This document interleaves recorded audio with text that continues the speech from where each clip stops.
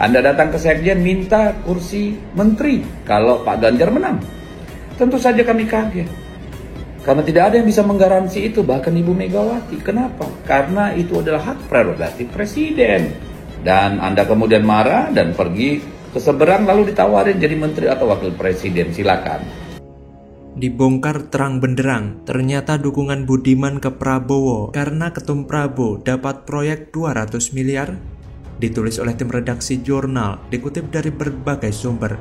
Tetapi ini harusnya jantan dong, ya, mundur dari PDI Perjuangan. Itu sangat-sangat tidak etis. Oke kawan, kasihan kami melihat Anda. Mudah-mudahan apa yang Anda inginkan berhasil, ya, jadi menteri atau wakil presiden.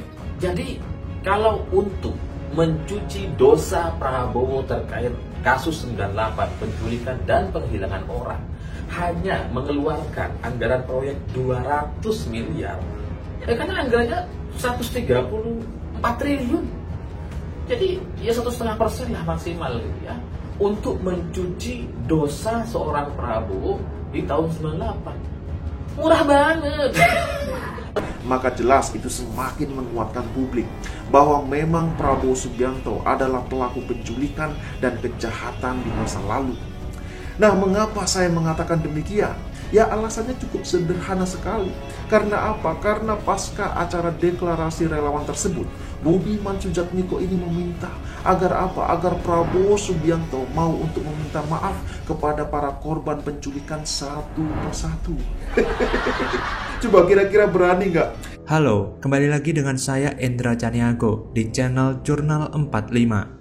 Politisi PDI Perjuangan Deddy Yefrihanteru Sitorus menyebut Ketua Umum Relawan Prabowo Budiman Bersatu atau Prabu Arvindo Noviar mendapat sebuah proyek bernilai fantastis dari Kementerian Pertahanan atau Kemenhan usai mendeklarasikan ke kelompok relawan Prabu di Marina Convention Center, Semarang, Jawa Tengah, Jumat 18 Agustus 2023. Deddy Sitorus meminta Budiman Sujatmiko yang adalah rekan satu partainya di PDI Perjuangan itu untuk segera memberi klarifikasi terkait kabar tersebut sebab info soal jatah proyek buat Arvindo itu kini telah tersebar luas di tengah masyarakat yang mana proyek dari Kemenhan itu sebesar 200 miliar rupiah. Deddy mengatakan jika kabar itu benar, dirinya sebagai sahabat Budiman jelas merasa prihatin sebab langkah politik Budiman yang memilih membelot ke Prabowo ternyata penuh dengan hitung-hitungan dan transaksional. Kendati mengaku prihatin, Deddy berharap proyek miliaran rupiah itu dikerjakan dengan sungguh-sungguh. Jangan sampai di kemudian hari proyek ini justru tersandung masalah hukum dan menyeret banyak pihak termasuk Prabowo maupun Budiman Sujatmiko. Adapun Budiman Sujatmiko membelot mendukung Prabowo pada Pilpres 2024 mendatang dengan berbagai alasan. Dia ogah mendukung Ganjar Pranowo yang diusung partainya. Atas manuvernya, Budiman Sujatmiko mengaku dirinya segera dipanggil PDIP untuk dimintai klarifikasi. Dia berharap tak dipecat dari partai besutan Megawati Soekarno Putri itu.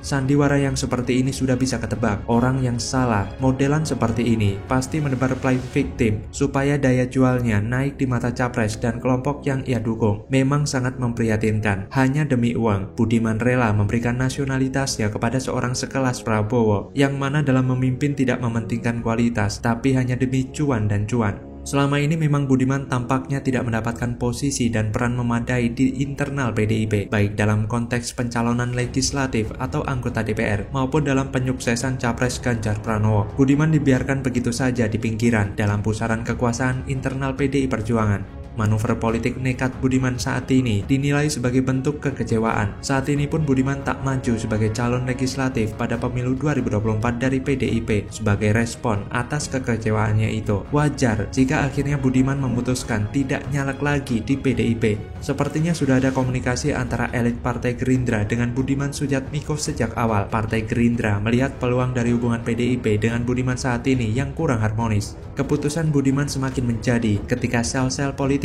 dan jaringan relawan Jokowi semakin kokoh mendukung Prabowo yang besar kemungkinan atas sepengetahuan dan restu politik Jokowi. Tentu saja Budiman telah menghitung konsekuensi dari tindakannya ini. Terlebih PDIP merupakan partai yang memiliki disiplin tinggi. Untuk itu, keputusan Budiman bergabung dan mendukung Prabowo tampaknya sudah dia pertimbangkan secara matang, lengkap dengan konsekuensi terberatnya. Artinya, pada titik ini, Budiman juga sudah siap dipecat PDIP dengan pasal indisipliner, tidak loyal dan melanggar melanggar konstitusi partai. Budiman membawa gerbong Prabowo untuk mendukung Prabowo. Sepertinya Budiman sudah yakin jika PDI Perjuangan memecatnya. Gerindra sudah menyiapkan posisi yang lebih baik dan sesuai harapan Sujatmiko. Budiman sih nggak masalah dipecat PDIP, yang penting duit ada dan posisi politik dijamin sama Prabowo. Lantas bagaimana kalau menurut Anda?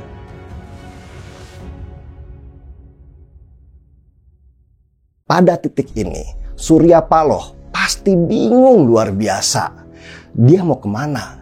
Ke Ganjar atau ke Prabowo? Ya, mau berapapun keuntungan Nasdem dengan membakal capreskan Anies ini, saya meyakini nggak sepadan dengan resiko saat ini yang dihadapi oleh Nasdem.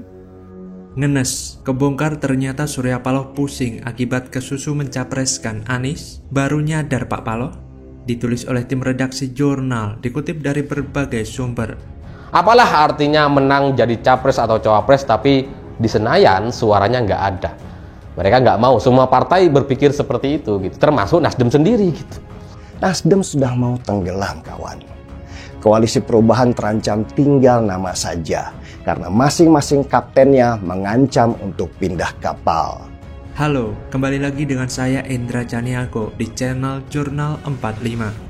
Pegiat media sosial Pepi Nugraha menunjukkan pernyataan jujur Ketua Umum Partai Nasdem Surya Paloh setelah kesusu atau terburu-buru mencapreskan Anies Baswedan. Surya Paloh mengatakan siap menang dan kalah di Pilpres 2024 ketika meresmikan Nasdem Tower di Padang. Menurut Pepi, pernyataan tersebut merupakan ungkapan pesimis terkait pencapresan Anies Baswedan. Ditambah beredarnya berita bahwa bisnis Surya Paloh terganggu dan satu persatu Menteri Nasdem di Kabinet Presiden Joko Widodo alias Jokowi terjerat hukum. Salah satunya mantan Menkominfo Johnny G. Plate. Hal ini tentu membuktikan bahwa memang benar tak mudah mencapreskan seorang Anies dan tentu membuat Surya Paloh buntu. Dari situlah kemudian terbangun narasi bahwa Anies sengaja dijegal dan sejumlah lembaga survei dituding terlibat di dalamnya karena elektabilitas mantan Gubernur DKI Jakarta itu selalu di urutan ketiga di posisi buncit terhadap dua pesaingnya yaitu Prabowo dan Ganjar dengan kesenjangan elektabilitas yang menganga. Lebih lanjut, Anies sendiri bahkan membangun narasi yang menunjukkan bahwa dirinya tampak dijegal dan sebagian publik mendukungnya karena ia menyampaikannya secara langsung. Pencapresan Anies Baswedan oleh Nasdem sepertinya hanya coba-coba, tidak begitu tampak antusiasme Nasdem dan seolah pasrah dengan perkembangan yang ada. Terlebih kebuntuan dalam berkomunikasi dengan PKS dan Demokrat seolah petunjuk bahwa Nasdem setengah hati dalam mengusung Anies Baswedan. Anies ditelantarkan karena harus mencari dan menentukan sendiri cawapresnya. Kebuntuan politik karena alotnya menuju kesepakatan antara dua partai calon koalisi Nasdem yaitu PKS dan Demokrat. Disinilah meskipun Anies rajin melakukan kunjungan ke berbagai daerah, sesungguhnya Anies Baswedan ini sedang terlantar di tengah ketidakpastian. Sementara fokus Nasdem sendiri sebenarnya bukan kemenangan Anies Baswedan di Pilpres 2024, melainkan kemenangan pemilihan anggota legislatif di berbagai daerah di Indonesia. Pergerakan Nasdem akan semakin diintensifkan setelah PDI Perjuangan atau partai lain menetapkan capresnya. Selain itu, langkah-langkah politik Nasdem seolah-olah juga mengunci Nasdem itu sendiri, mengunci menjadi tidak adanya peluang berkoalisi dengan partai selain Demokrat dan PKS, mengunci opini masyarakat tentang Nasdem, bahwa Nasdem mendukung kelompok radikal intoleran pendukung Anies. Sepertinya ini tentu di luar perhitungan Surya Paloh dan Nasdem.